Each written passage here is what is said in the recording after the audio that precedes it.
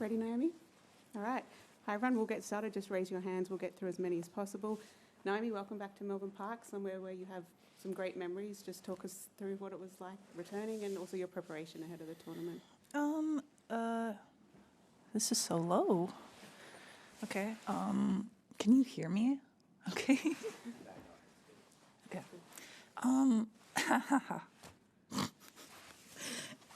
Sorry. Yeah, I mean, I played United Cup for the first time ever, so it was really great experience for me.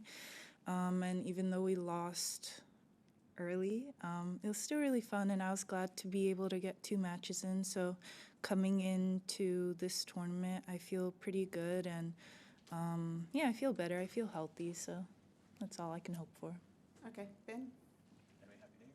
Happy New Year. Haven't seen you since U.S. Open, so we're just wondering tennis-wise, obviously that was a great run for you through the Canada final, U.S. Open semis. Like, how are you feeling about your form compared to then? Do you feel like you've been able to stay on whatever wave you were on then, or is it sort of resetting after a new season starts and everything?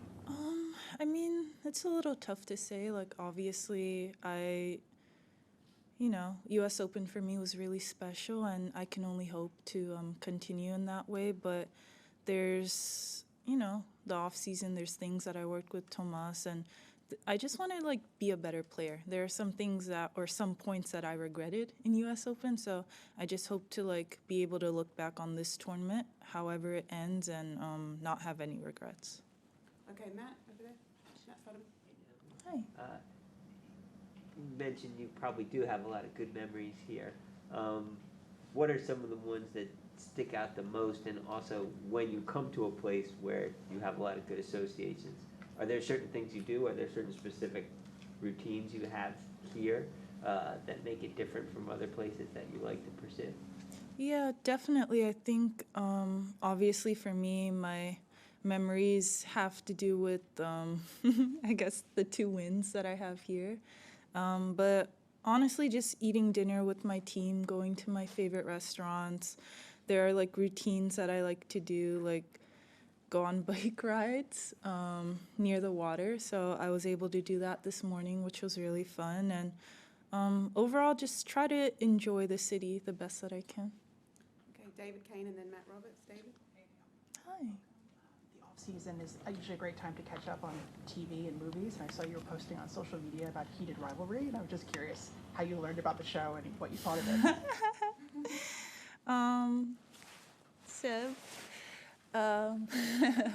But no, one of my really good friends was telling me about Heated Rivalry, but at the time, I was watching All Her Fault, so I really wanted to get through that first, and then eventually coming here, I had a lot of time on the plane and everything, and then I eventually watched episode 1, and then I kind of got really intrigued from there, so. Okay, Matt Roberts?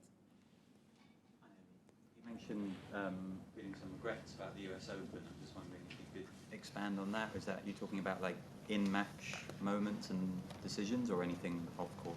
Oh no, never off court. It was in the match. I just wish I could have been more aggressive or done something different with my serve, or it was things like that, but never overall the US Open experience for me is always very fun. Okay, Danny. You posted back in July about the conversation with your dad, essentially about the timeline of life and treasuring the moment. I'm wondering how much of that is twofold for you as you watch your daughter grow, but also as you're well in the depths of the second phase of your career now. Yeah, I mean, for sure, I think about that moment a lot, and I think about, how time is always ticking, and, even when I talk to my daughter now, she likes to watch my practices, which is something new, on FaceTime, so she'll call, and I, put her on the chair, and it's so cute because I can hear her go, say, "Go, mommy, go," on the sideline. So honestly, things like that make me realize how much older she's getting and how she's developing. And I just wish to experience so many different things with her. And I never bring her here because the flight is too long, but I hope, eventually yeah, eventually she'll come one day. Next one in English. Yeah, the lady at the back. You mentioned while you're here in Melbourne, there are places you like to go. Can you mention some of them? And if you were to bring your daughter one day, where would you like to take her? Like, what is it about Melbourne that you'd love to show her? Yeah, I mean, the restaurants I'm gonna gatekeep, but the places I love to go, I would say near the water. I don't even know what it's called, but there's a bike path that leads near the water here. And I like shopping here, just to even look around. I think you guys have really good stores. But the areas that I would take my daughter, probably like children's bookstores. I love going in those because I feel like the theme is so cute and there's so many different characters. And I also heard there's a place that you guys have here that has penguins. So I would probably go there with her. Cole and then David. Cole? Hey, Naomi. So obviously you had a little bit of time from the end of Perth until now, and you had the matches against Katie and Maria. Kind of what were some of the things in those matches that you learned that you were focusing on in that gap between Perth and now? Yeah, definitely. It's a little tough to kind of look back on it. For me personally, because like, no reason, but yeah, I think for me, I feel like the first match of the year is always really difficult because you're stressed. You just kind of want to do really well, and I think like when I reflect on that match, I just think about how I couldn't breathe because I was like coughing so much.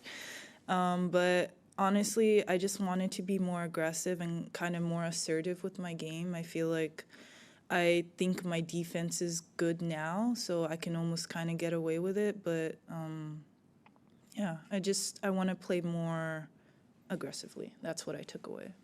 Okay, last one in English, David. Yeah, just because you mentioned reading, I'm just curious, reading with Shy, what that is like, and what kind of books you like to read together. Yeah, she loves reading a lot, so I always get books from every place that I play, or every country. So reading with her is very funny because she'll kind of memorize the book because she loves reading so much, so we read it so often, and she'll read me the next page before I get to it, which is really funny. But yeah, I mean, for me, it's such a joy because I can see her, like, her eyes light up whenever I ask her if she wants to read, and we have, like, the nighttime routine of reading before bed, so.